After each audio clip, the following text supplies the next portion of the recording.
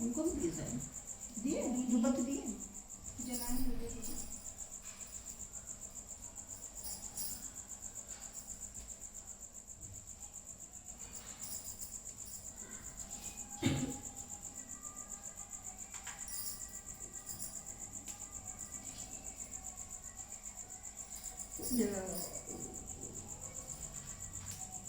फूल और जितना ही चढ़ा लीजिए।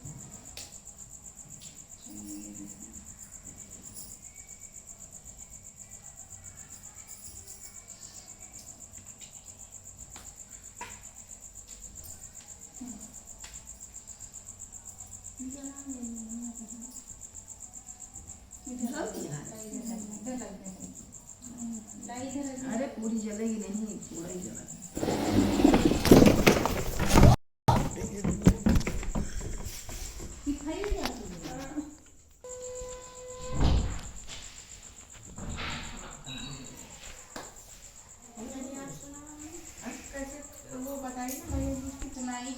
आज हम कहानी सुनाते हैं कि यम भैया दूज मनाई क्यों जाती है, उसके विषय में आपको बताते हैं और उसी के साथ कहानी भी सुनाते हैं।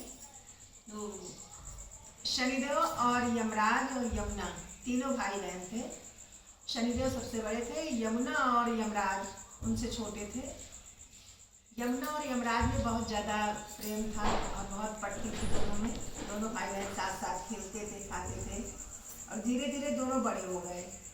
यमुना जी की शादी हो गई और वो अपने ससुराल चली गई। यमराज जी जो है वो अपने कार्य में व्यस्त हो गए, जो भी कार्यभार उनको संभाला गया था उसमें वो व्यस्त हो गए।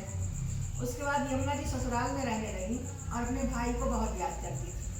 कई बार उन्होंने अपने भाई को अपने घर बुलाया, लेकिन यमराज महाराज किसी न किसी बहाने उनको टाल देते थे और उनके घर नहीं जाते थे। एक बार बहुत जिद पे अड़ गए और बहुत अनुरोध अनुग्रह करने के बाद यमराज जी अपने मन में सोचे कि मेरा काम तो अशुभ कार्य करना है, जीवों का प्राण हर लेना है, ऐसे में ऐसा मुँह लेकर मैं कहाँ यमुना के यहाँ घर जाऊँगा।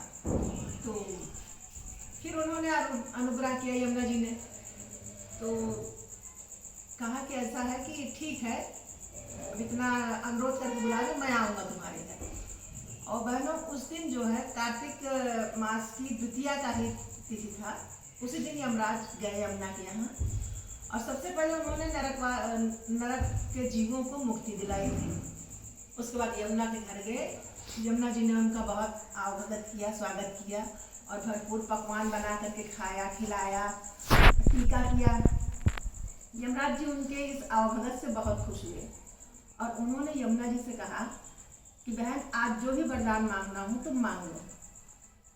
तो यमुना जी कहें भाई क्या वरदान मांगू? कहे जो भी मांगना हो आज मैं सब वर देने के लिए तैयार हूँ। तो यमुना जी ने कहा कि भैया सबसे पहले जो है नरक के जीवों को मुक्त करो और मैं ये वरदान मांगती हूँ कि आज के दिन जो भी बहन अपने भाई को अपने घर बुलाकर भोजन कराएगी, टीका करेगी और बहुत आवभगत प्रेम से उसको उठाएगी, बैठाएगी, उसका स्वागत सत्कार करेगी, आप उसके ऊपर कभी भी जीवन में कोई भी संकट मत लाइएगा। और यमुना जी ये वरदान मांगी। यमराज जी ने तथास्तु कह करके ये समस्त वरदान उनको दिए। तब से बहनों हर भाई अपने बहन के यहाँ जाता है, बहन अपने सामर्थ्य अनुसार खान पान करा करके टीका करती है और भाई को विदा करती है और दोनों भाई बहन का संबंध आपस में बहुत अच्छा बना रहता है। भाई के ऊपर कभी कोई संकट नहीं आता है। और जिस दिन यमराज गए थे बहनों उस दिन कार्तिक मास की द्वितीया थी, इसीलिए भैया दूज की ये कहानी भी है और भैया दूज इसी उपलक्ष्य में मनाया भी जाता है। धन्यवाद बहनों। और दूसरी कहानी हमारी नई बहू के मुंह से सुनिएगा, बहुत अच्छा सुनाएगा।